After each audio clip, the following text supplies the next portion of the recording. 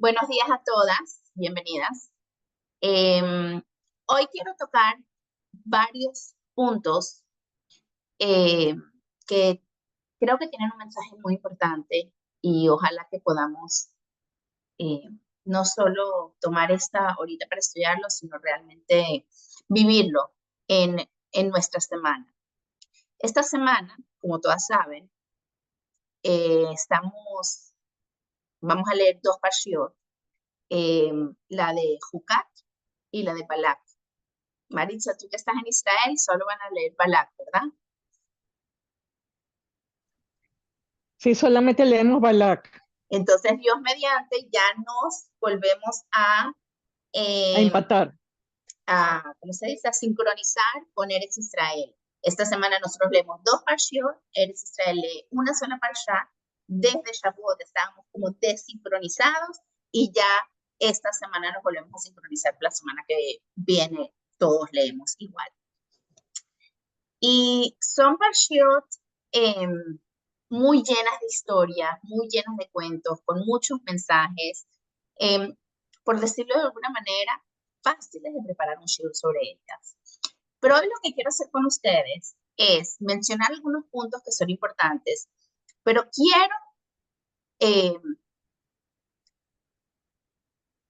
empezar, porque iba a terminar, pero estoy cambiando el orden de ideas como lo iba a hacer. Voy a empezar como mandé en el mensaje de invitación al shiur de hoy, con una explicación muy diferente a la típica explicación de esta parashá y que me parece que tiene un mensaje muy relevante para nosotros, especialmente como mamás y abuelas, o como educadoras, o como personas que nos relacionamos con las personas a nuestro alrededor.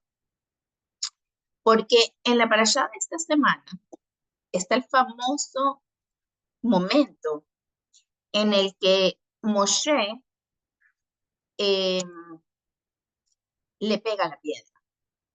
Todos conocemos el cuento. Moshe le pega a la piedra y por pegarle a la piedra, Hashem le dice, no puedes entrar a Israel. Todos conocemos esta historia, no es nada nuevo, eh, pero hay que entender qué es lo que ocurre. ¿Por qué un acto tan realmente sencillo hace que tenga un castigo tan importante y tan grande? Y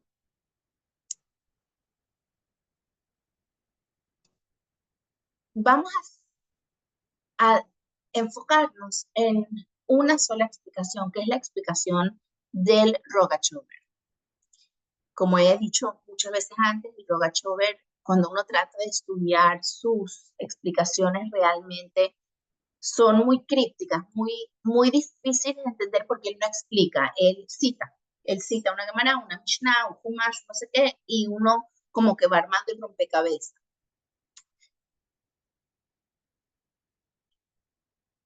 Y hay que entender que este cuento, por decirlo de alguna manera, de cuando Moshe le pega a la roca, porque en Israel se quejan sobre el agua o la falta de agua, es un cuento que surge muchas dudas cuando uno lo lee. Eh, Como siempre les explico a ustedes, cuando yo enseño Humash en el salón, a los niñitos de quinto y sexto grado, cuando les doy clases, muchas veces estudiamos Humash con Rashi, que es como que la primera explicación cuando uno se adentra en el mundo del Humash. Y Rashi explica los psukim. A veces Rashi hace una pregunta y la responde, pero generalmente Rashi simplemente da una explicación. Y una de las insistencias uno como morá, cuando uno quiere enseñarle a los niños a estudiar bien Rashi, es decirles, no entiendes el Rashi hasta que no entiendas la pregunta. O sea, el primer paso de entender la respuesta de Rashi es saber cuál es su pregunta, porque eso te da un panorama completamente diferente a interpretar lo que Rashi está diciendo. Pero hay muchos otros eh, personas que han explicado eh, la Torah para nosotros aparte de Rashi. Y entonces, por ejemplo, el Abarbanel, por dar un ejemplo, enumera 11 razones por las que Moshe le pega la roca. Bueno, no, o sea, 11 explicaciones al cuento, perdón, al cuento de que Moshe le pega la roca. El Shaddai, creo que se llama, que es Shmuel David Buzato, trae 13 explicaciones a este cuento. O sea, vemos que los jajamim, cuando se encuentran con este cuento de Moshe pegando la roca, hay algo sobre este cuento que despierta en ellos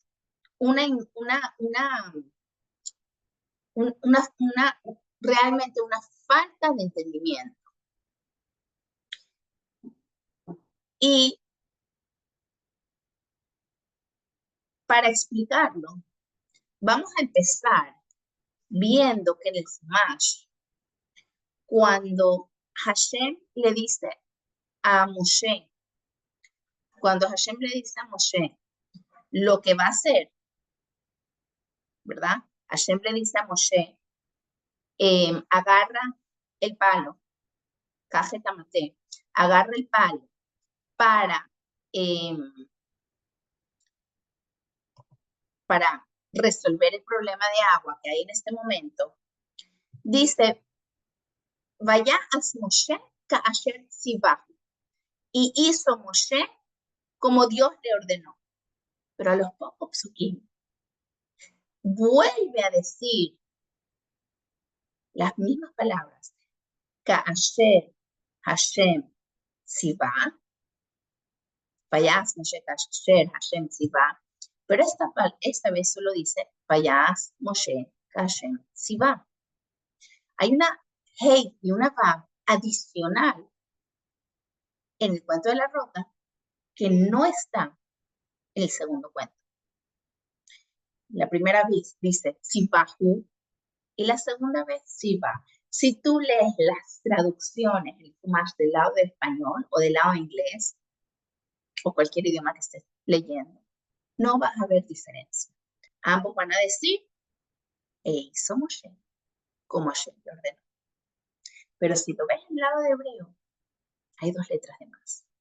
Y como todos sabemos, las letras adicionales en la Torá no son un error y no son al azar. Es como, por ejemplo, cuando uno escucha en shiur, cuando yo escucho un shiur, a mí me gusta tomar notas. Yo tomo apuntes cuando escucho un shiur. Entonces escucho un shiur de 1 hora y tengo apuntes. No sé si alguna vez les ha pasado a ustedes que voy a dar un shiur ahorita de Pashat, Korah y Balak, y abro apuntes que yo escribí hace 1 año. Y era un shiur buenísimo de 1 hora. Y mis apuntes me toman aproximadamente 4 minutos leerlos, porque escribí palabritas, frasecitas. Y a veces, con esas poquitas palabritas y frasecitas, me acuerdo todo el shiur. Porque agarré palabritas para recordarme del shiur. Y otras veces me pasa que abro mis apuntes y no entiendo nada. Digo, ¿qué es esto? O entiendo una parte, pero no entiendo todo el flow, no lo entiendo completo. Ni hablar que otra persona que no estuvo en Shur agarre mis apuntes, no lo va a entender de todo. Va a decir, ¿qué es esto? No, un Shur buenísimo. ¿Dónde buenísimo? This doesn't make sense. Tenías que estar ahí, tenías que escuchar, tenías que entender. Y tus apuntes son como la llave que te lleva a recordar ese maravilloso Shur que escuchaste. De alguna manera, la Torah que nosotros tenemos son los apuntes de Moshe, de todo lo que Dios le dijo. Y por eso, cuando uno estudia a Rashi, a Barbanel, o Jajamín, no es que ellos están interpretando las palabras de los psukim como muchas veces decimos. No, no, no. Ellos están, a partir de los psukim, recordándonos el shiur completo, reconstruyendo esa síntesis, esos apuntes de Moshe del shiur en corto, ellos nos están llevando al completo otra vez a través de sus explicaciones. Entonces, si bajo aquí tiene una G y una Vav adicional, es por algo. Y lo que el Rogachover nos insinúa es que hay dos formas de cumplir cuando alguien te dice algo. Hay cuando cumples lo que la persona te dice, Hashem te dijo esto y lo hiciste, punto, final, aparte no hay nada que discutir. Pero hay kasher tzibah, que es cuando cumpliste lo que Hashem te dijo según tu interpretación. O sea, escuchaste la palabra de Hashem, pero quizás, aunque estás haciendo lo que Hashem te dijo, lo interpretaste un poquito diferente de cómo Hashem lo dijo. Y entonces cambiaste lo que Hashem te estaba diciendo. ¿Por qué? Porque le estás poniendo tu interpretación. Y lo que el Rogachover insinúa es que en esta ocasión, cuando Hashem le dijo a Moshe que agarre el palo y le hable a la roca, Moshe dio una interpretación que no era exactamente la que Hashem quería. Obviamente, vamos a tener que hablar un poquito al final, después de la explicación, de cómo puede ser que digamos que Moshe le da una interpretación a las palabras de Hashem que no es, si sabemos que Moshe es el profeta, por decirlo de alguna manera, más perfecto, que no da interpretación propia, es la más humilde.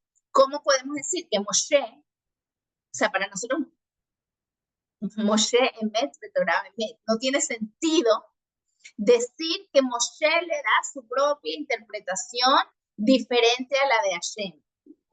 Pero cuando hagamos el análisis completo de lo que ocurrió en este momento, esa respuesta se va a responder sola.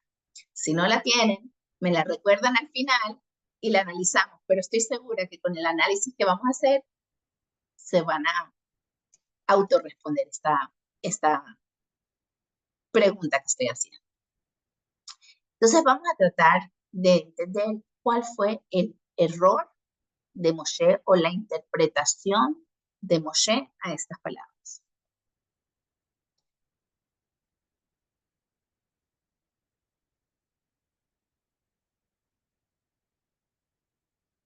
Hashem le dijo a Moshe, Kaz et hamate, agarra el bastón, el palo, como lo quieran llamar, no sé cómo se traduce mate, el palo, el bastón, y ve y háblale a la roca. ¿Qué hizo Moshe? Bueno, Hashem no le dice háblale a la roca.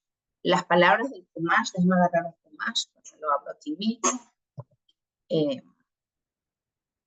Esta computadora es nueva, entonces todavía no la sé manejar muy bien. No sé si alguien tiene a mano las palabras del Pasuk, donde dice, ¿dónde está? Aquí está.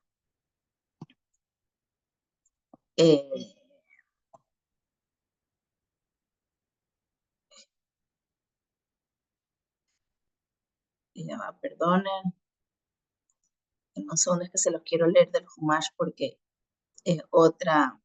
Aquí está. Hashem el Moshe le moría. Hashem le dijo a Moshe, Kaz et amate, agarra el palo. Vejakel eta, y reúne al pueblo, Atá ve Aarón a hija, tú y tu hermano Aarón. Vetipartem el acela, y le hablarán a la roca, le enehem, a los ojos de ellos. Venatán meimav, y dará de sus aguas. Vejotzeta lahem maim minasela, y sacarán aguas de la piedra. Veishkita et beirán, y le darás de comer, de beber a la congregación y a sus animales. Vaikaj Moshe tamate, y Moshe agarró el bastón, el palo, milifne Hashem, ante Hashem, kasher tzibau, como Hashem se lo indicó, con la E y la vav adicional, como les acabo de explicar. Entonces, ¿qué está pasando aquí? ¿Por qué dice milifne Hashem? Que agarró el palo delante de Hashem, obviamente delante de Hashem. Hashem está en todas partes.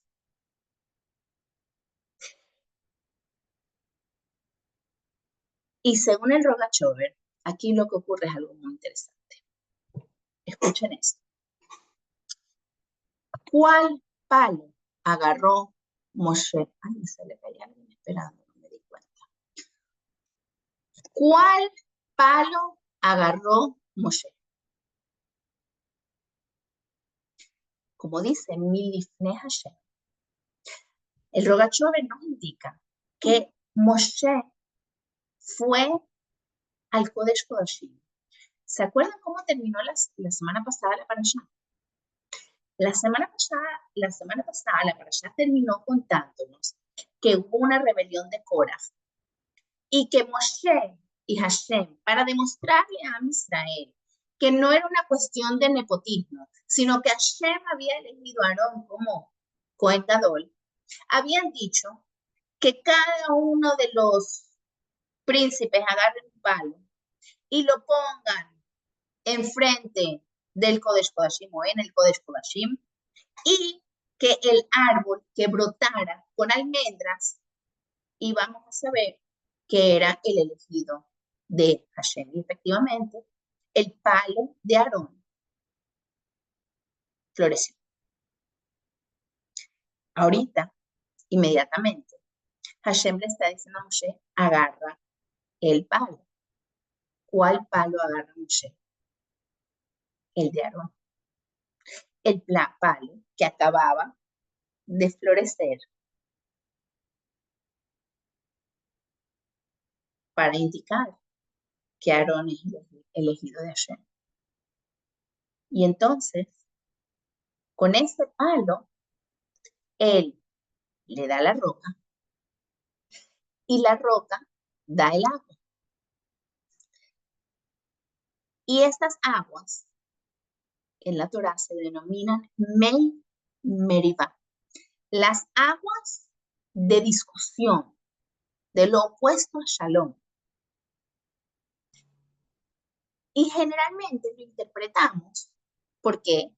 Porque Bnei Israel discutió con Moshe, o se quejó con Moshe, o con Hashem, que no tenían agua. Entonces se llaman Mei Meribá, las aguas de la discusión.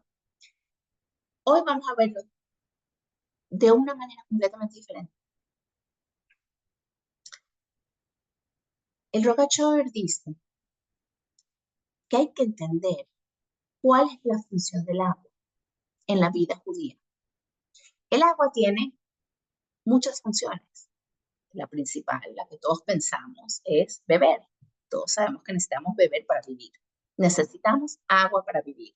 Una persona que se pierde en un lugar donde no hay agua puede vivir solo tanto tiempo sin agua. Uno necesita agua para vivir. Y la Torá se compara con agua, porque el Yehudí necesita agua para vivir. Pero en la vida judía, el agua es mucho más que simplemente una bebida. El agua es lo que nos permite tener tahará. Específicamente para quitarnos cualquier tipo de impureza, uno necesita estar en una mikve.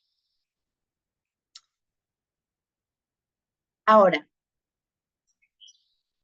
el típico ejemplo es el hombre y una mujer.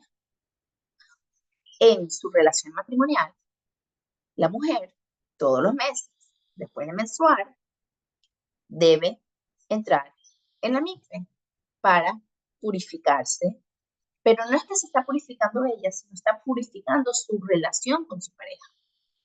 Si una mujer después de su última menstruación no fue a la mikve o no fue a la mikve con todas las halajot y con todo lo de la ley, es muy importante que lo haga correctamente porque el resto de su vida va a depender su tahará de acuerdo con esa última vez que fue a la mikve, después de su última menstruación. No sé si fui un poco redundante, pero creo que me entendieron. Ahora, hay que entender el concepto de la mikve, porque en la Torá, generalmente, cuando hay dos,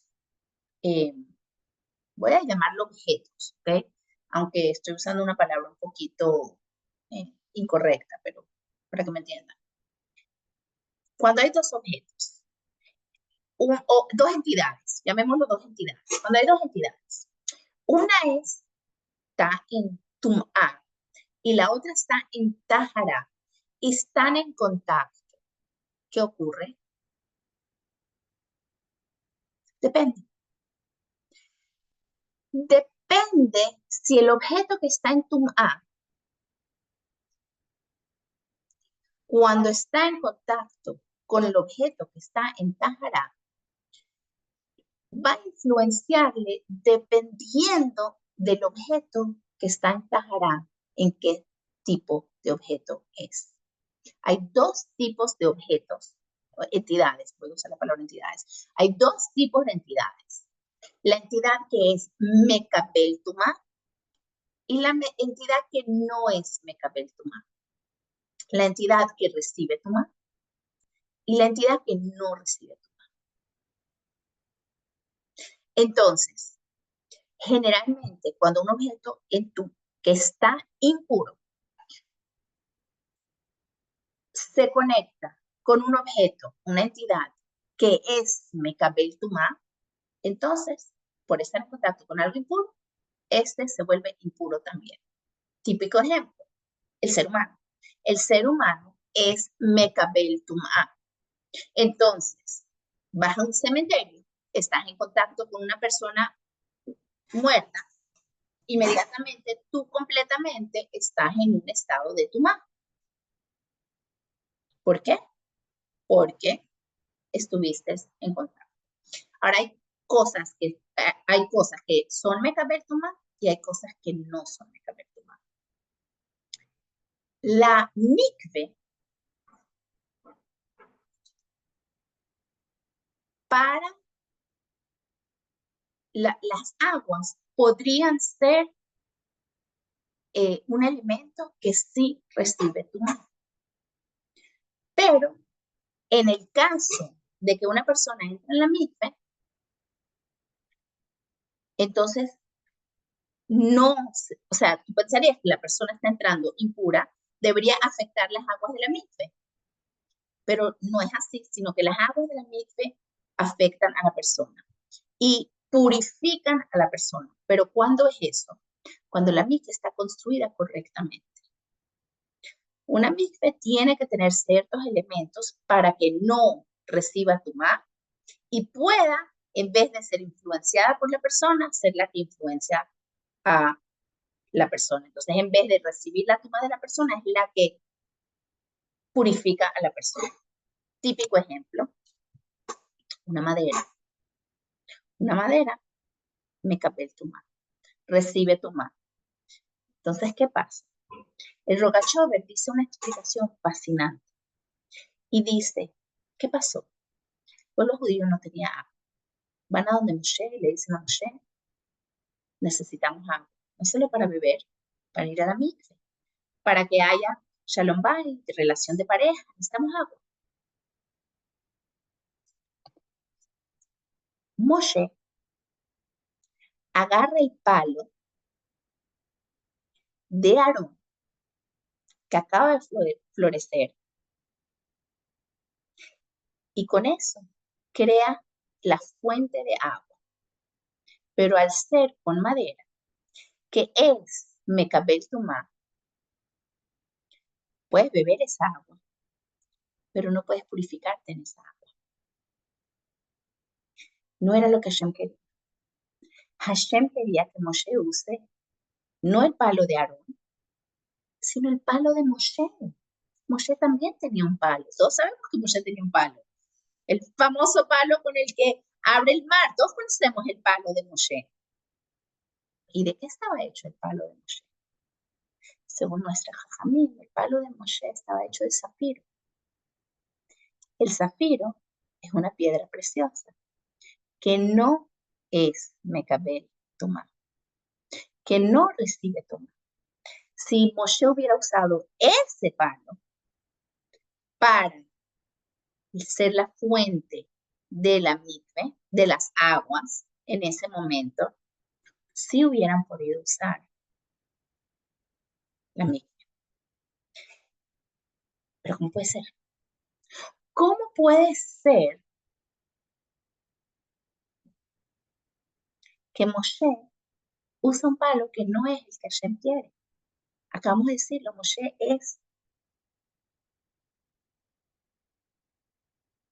lo más conectado con Hashem posible. ¿Cómo puede ser ese error? Y un error que realmente afecta tanto a la vida judía. Vamos a entender que la vida judía requiere la misma, como acabamos de decir, en la relación de hombres y mujeres. La Torah lo toma muy en cuenta. No sé si saben que un hombre, si se quiere ir de viaje, la halajá dice, primero que necesita el permiso de su esposa. Si la esposa no le da permiso, no se puede ir, porque tiene derechos conyugales, los famosos derechos que están en la que tú vas, donde el hombre le promete a la mujer dar 4 cosas de acuerdo a su posibilidad: hogar, ropa, comida y placer sexual.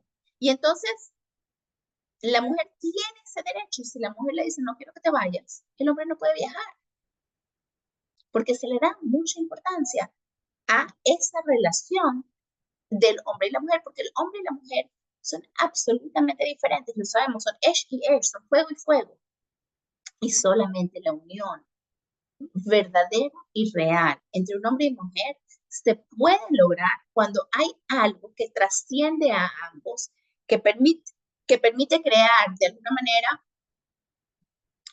un espacio más allá de yo, que me permite conectarme con el otro de una forma donde hay absoluto humildad y recepción para algo mayor que nos permite la entrada a los dos.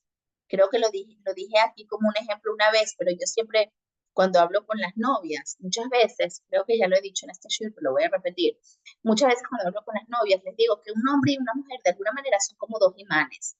No sé si ustedes se acuerdan, que cuando uno, la primera vez que agarran 2 imanes, el típico imán, tiene esta forma como de U, y uno los trata de juntar y hay una sensación de cómo se repela, como no te deja, no te deja el imán juntarte, porque hay como una energía que simplemente no te deja juntarte los dos. Y eso es el típico ejemplo de un hombre y una mujer que no pueden unirse. Y entonces le pregunto a las novias, te vas a casar y te quieres unir, ¿cómo haces? Y la típica respuesta que me dan las novias, y es normal que muchas lo piensan así, es: todos sabemos que volteamos el imán y ¡pum! Se pegan perfecto.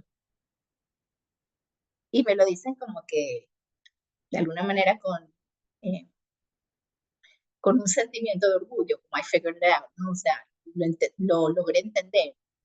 Y siempre les digo, esa es la respuesta que no quiero escuchar.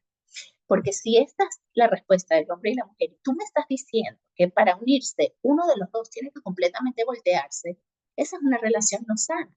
Eso significa que hay uno de los dos que está absolutamente doblegándose al otro y no siendo uno.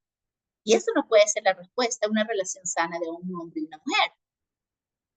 Nunca les gusta cuando les digo eso. Me dicen, entonces, Fanny, ¿qué hacemos? Tú me estás dando el ejemplo del imán. No lo estoy inventando yo. Y entonces siempre les digo, porque la única forma que estos dos imanes se unan es cuando traes un tercer imán con una fuerza mucho mayor a estos dos. Y lo pones arriba, no tengo tercera mano, pero se lo van a tener que imaginar que aquí arriba hay un imán muy fuerte, mucho más fuerte que estos dos. Y entonces, ¿qué ocurre? Que estos dos hacen así. Se unen, no sé si se ve lo que estoy haciendo, pero se unen con el de arriba, porque el de arriba hace que el yo de aquí y el yo de aquí se vuelvan insignificantes ante el yo de arriba. Y eso es lo que Hanukkah me lo queja.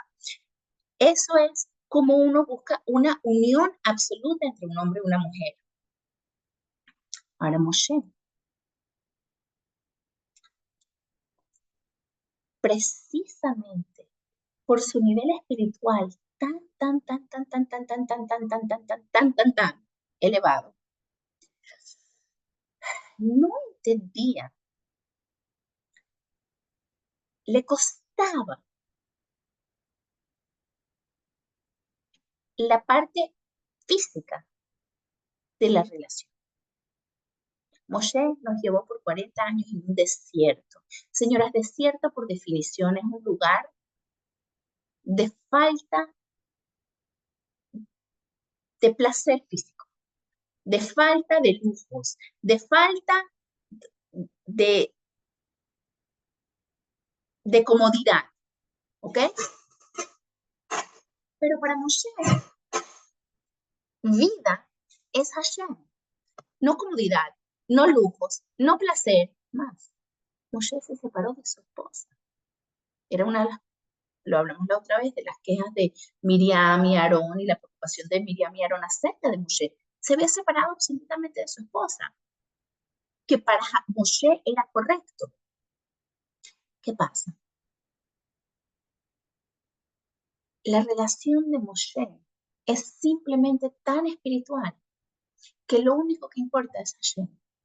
Y era tan fuerte, está escrito que Moshe es como el sol, y Yoshua, que fue quien eventualmente sí los lleva a Israel, es como la luna. Todos sabemos lo que ocurre cuando el sol no está y solo está la luna. ¿Qué ocurre? La luna nos da la luz. Pero si la luna está en presencia del sol, ¿la luna da luz? No, porque el sol es tanto más fuerte que la luna se vuelve insignificante. Hay una expresión, estoy hablando un poquito despelotado, pero créanme que voy hacia algo. Hay una expresión muy famosa en la Gemara que es teiku. ¿Alguien sabe lo que es teiku? Teiku es la expresión, no se usa muchas veces, pero sí sale varias veces. En la Torá es la expresión que se utiliza cuando hay una pregunta y no tenemos la respuesta. Y teiku significa, cuando venga Mashiach, le vamos a preguntar, bueno, realmente es cuando venga Eliyahu a Naví, le vamos a preguntar. ¿Ok? Tishbi, cuando venga Eliyahu, le vamos a preguntar y él nos va a responder. Que uno lo entiende como que, bueno, como cuando eres chiquita y le preguntas algo a tu mamá y tu mamá te dice, cuando seas más grande vas a entender. Hay ciertas cosas en la Torá que cuando seamos más grandes vamos a entender, que no lo entendemos todavía, que lo vamos a entender cuando llegue Eliyahu a Naví. Y una de las preguntas que se hace es, ¿por qué Eliyahu a Naví? ¿Por qué no Mashiach? Es más, cada uno de los tzadikim en nuestra historia tiene cierto título. Abraham Avinu, ¿verdad? Él es nuestro patriarca. David Hamelech es nuestro rey. ¿Qué es Moshe? Moshe Rabbeinu es nuestro maestro. Pensarías, cuando venga Mashiach, si tengo una pregunta que la hemos tenido por no sé cuántos miles de años, por fin vamos a tener la solución, vamos a tener la respuesta. Todo muchacho que estudió bien su Gemara y no lo entendió y tiene esa incógnita, no sé si ustedes tienen eso, pero muchas veces cuando aprendes algo y lo entiendes todo, pero hay un detalle que no entiendes, como que te molesta y es algo que te molesta. Entonces dices, oye, no entiendo esto. Entonces es algo que quieres que te lo expliquen. ¿A quién vas a ir? Uno pensaría, vamos a Mashiach o vamos a Moshe, que es nuestro maestro. ¿Por qué Eliyahu? Una de las explicaciones bellísimas que una vez escuché sobre esto es precisamente la respuesta a esto que estamos hablando. Moshe Rabbeinu, pero vivió hace más de 3000 años. Y de alguna manera, esta mañana, cuando venga Mashiach, y veamos a Moshe, la verdad es que va a haber un momento de desajuste en el que Moshe no entiende realmente a nuestra generación. Porque vivió en otra generación. Como cuando a veces a uno le pasa que no es tan viejo, no soy tan vieja, pero veo a un joven haciendo algo y digo, no entiendo. No entiendo cómo esta generación es así. Imagínense una persona quizás de la generación de mis padres o de mis abuelos y nos ven a nosotros haciendo ciertas cosas y dicen, like, de verdad, no entiendo. Hay una desconexión generacional. Porque Moshe vivió hace 3000 y pico de años. Entonces hay una pequeña conexión, inclusive Mashiach va a llegar y no necesariamente va a tener esa conexión generacional que Eliyahu sí tiene. ¿Saben por qué Eliyahu la tiene? Porque Eliyahu está constantemente entre nosotros. Están todos los bris, están todos los ceder de pesas, o sea, hay una relación íntima con Eliyahu porque está constantemente presente con nosotros. Y cuando le hagamos la pregunta, se la vamos a hacer a Eliyahu. Because he gets us, porque nos entiende. Como el famoso cuento de los Bajurim, cuando el Rebbe instituyó el concepto de Merkaz Shlichut, que ahora está ocurriendo en Venezuela. Tenemos 2 Bajurim recorriendo todo el interior de Venezuela, yendo para aquí, yendo para allá. Mérida y Margarita y Maracaibo y Puerto La Cruz y todos los lugares donde pueda haber 1 o 2 judíos.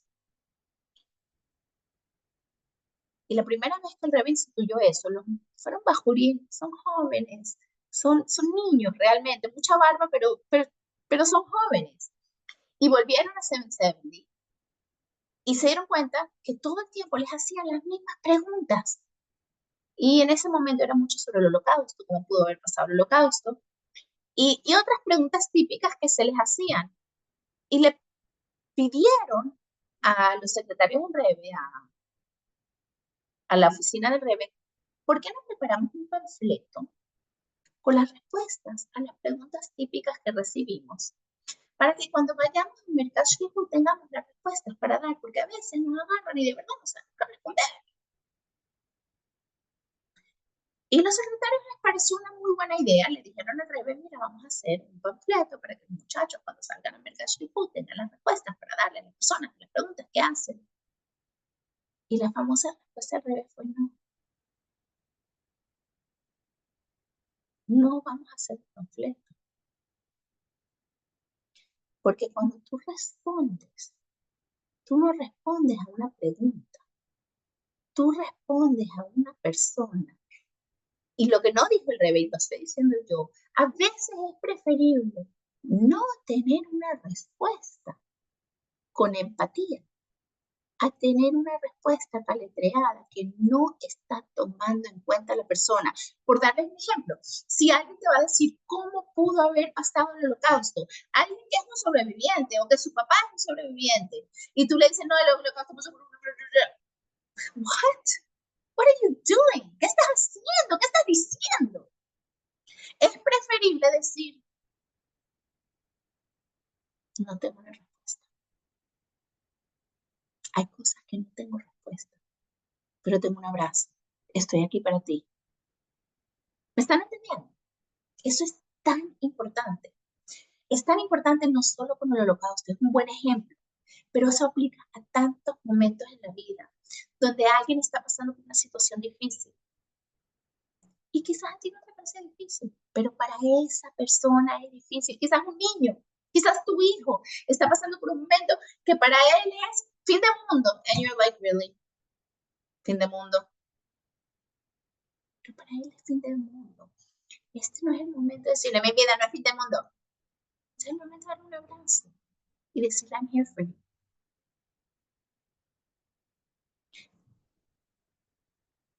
Hay que tener la relación y la empatía.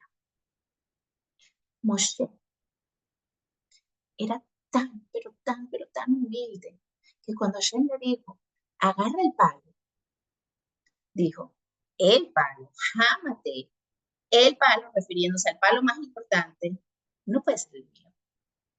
La humildad de Moshe hizo que dijera, ¿cuál es el palo más importante? El de Aarón. No puede ser mi palo el más importante, es el de Aarón.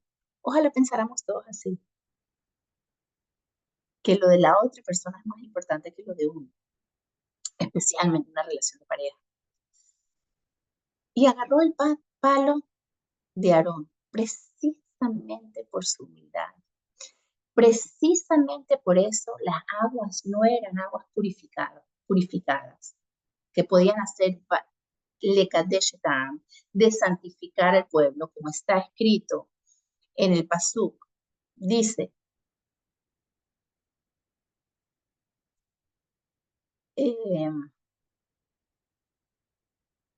Vayomer Hashem el Moshe del Aarón, y le dijo a Hashem a Moshe y Aarón, ya los emantem biles actisheni, porque ustedes no confiaron en mí para santificarme en Ebne Israel, a los ojos de Israel. La gen lo tabiu etacá, la zen, la eres, ayer natati laem, por eso ustedes no van a entrar a la tierra que le estoy dando a esta congregación.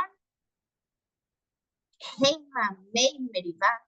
Estas son las aguas de las disputas que Asher Rabu Bnei Israel et Hashem, que Bnei Israel disputaron con Hashem, Vaikadesh Bam, y tenían que haberse sacrificado, santificado en ellas. ¿Qué es lo que estamos diciendo? ¿Qué es lo que estamos diciendo? La humildad de Moshe era tan grande que si él hubiera entrado en Israel,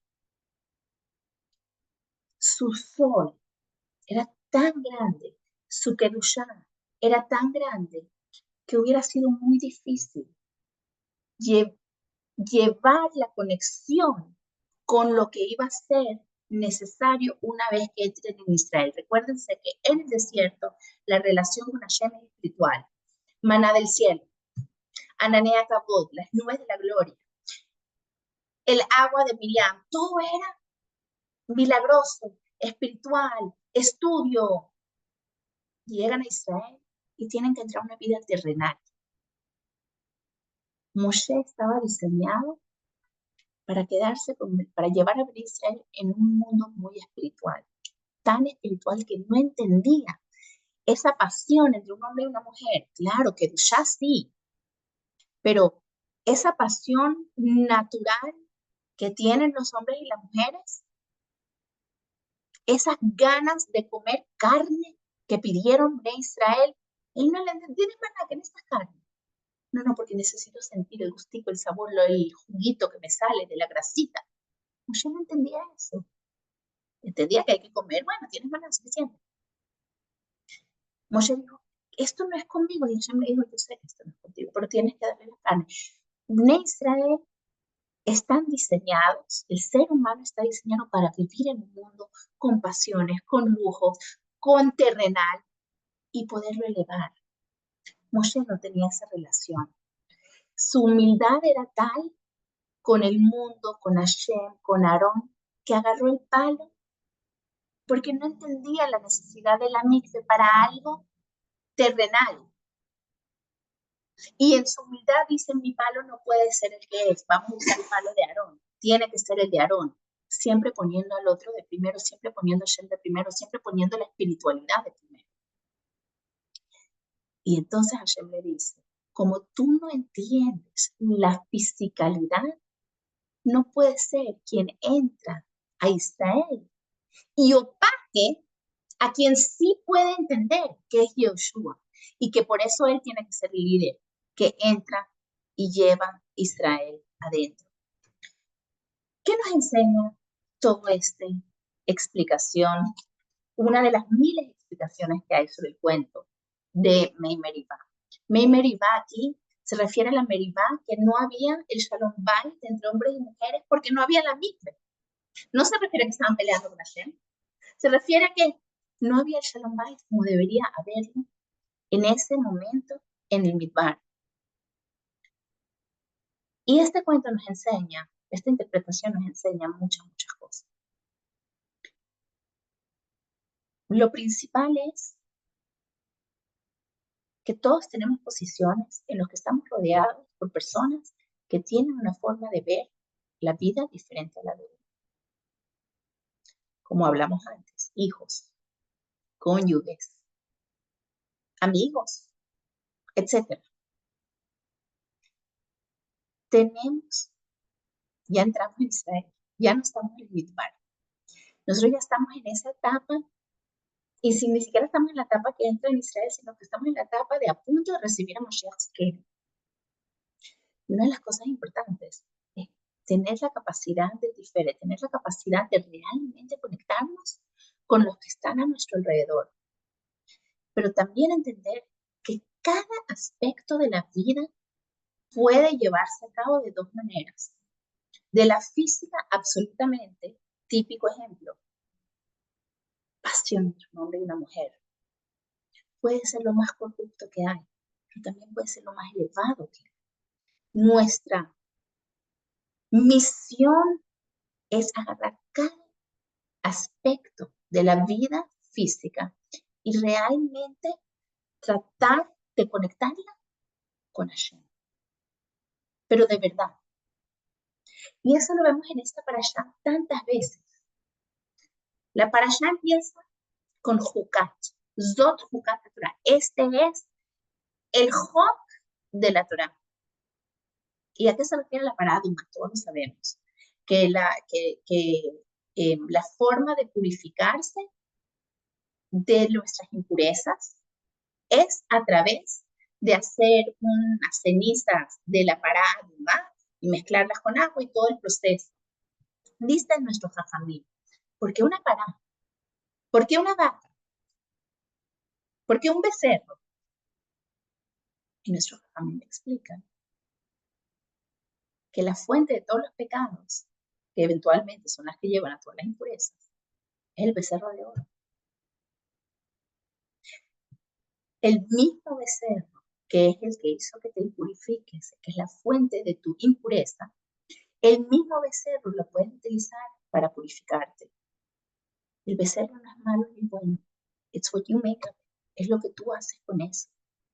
Lo mismo ocurre en esta parashá cuando vienen los nehashim, las serpientes, y hay una plaga de serpientes venenosas que están matando a Israel. ¿Qué hace Moshe? Todos sabemos lo que hace Moshe. Agarra un palo, le pone una serpiente de bronce arriba, quizás de ahí el símbolo de los médicos modernos. Y Hashem le dice que miren hacia arriba, que vean la serpiente de bronce y eso va a curarlos. No es la serpiente lo que los está curando, es el hecho que levantaron la vista y se conectaron con Hashem. En vez de estar mirando para abajo a las serpientes que están en la tierra. Otra vez, no es la serpiente la que cura, es a dónde tienes tu mirada, la tienes hacia el piso, hacia el mundo terrenal, o la tienes hacia el cielo, hacia la parte de arriba. Señores, yo estoy hablando de la boca por fuera y me estoy hablando a mí, porque nosotros somos una generación tan terrenal. Y sí, puede ser que yo haga una braja antes de comer. Y sí, puede ser que voy a la mikve antes de estar con mi esposo. Y sí, puede ser que hagamos muchas mitzvot y cuando me compro ropa, me compro la ropa tzniut o casi tzniut o whatever, borderline tzniut. Sí, muchas cosas podemos hacer. Pero es mucho más que eso. Me estoy hablando a mí a entender que tenemos una misión de realmente santificar cada momento de nuestras vidas. Y a la misma vez, entender a las personas que están a mi alrededor, que quizás no ven la vida de la misma manera que yo tengo Baruch Hashem el Zhut de ver, trato de entender, trato de tener empatía, trato de relacionarme y trato de ayudarlo a que él o ella también tengan esa misma conexión con Hashem. Y eso es lo que Job. Hasidut dice que Job viene de la palabra Hakika. Hakika significa cuando algo está grabado dentro de ti. Nosotros no somos el libro del pueblo. El libro del pueblo significa que hay algo escrito y nosotros lo sabemos y lo cumplimos. O lo sabemos y no lo cumplimos. Pero vamos a decir el mejor de los pasos. Lo sabemos y lo cumplimos. No, porque esos fueron chulitos. Nosotros somos, los lujot que nos dieron fueron hakika, y ellos tienen una relación con nosotros donde está tan grabado en nosotros que nosotros y la Torah somos uno, que nosotros y Hashem somos uno. ¿Y saben cómo lo podemos hacer? Porque tenemos la Neshama dentro de nosotros y la Neshama es Hashem. Somos uno realmente. Tenemos que hacerlo relucir. Tenemos la oportunidad de hacerlo relucir. Y entonces, no sé si es una vez al día, o 10 veces al día, o 100 veces al día, o una vez a la semana, hay que asegurarnos de hacer que nuestra Neshama realmente se esté conectando con Hashem y esté buscando el propósito por lo que está escrito, que la Torah está aquí en el mundo, que es la Sot Shalom Baula. Paz, paz interna conmigo misma y Dios, paz con mi pareja y paz con los que están a mi alrededor. Y no es fácil, porque la vida no es fácil, pero es posible, porque Hashem está con nosotros. No sé si se fue muy enrollado todo hoy, pero si tienen alguna pregunta, podemos tratar de hablarlo ahora.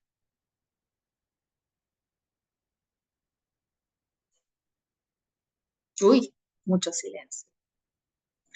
Entonces voy a stop la grabación. ¿Cómo se hace stop la grabación? Aquí. Me encantó compartir con ustedes.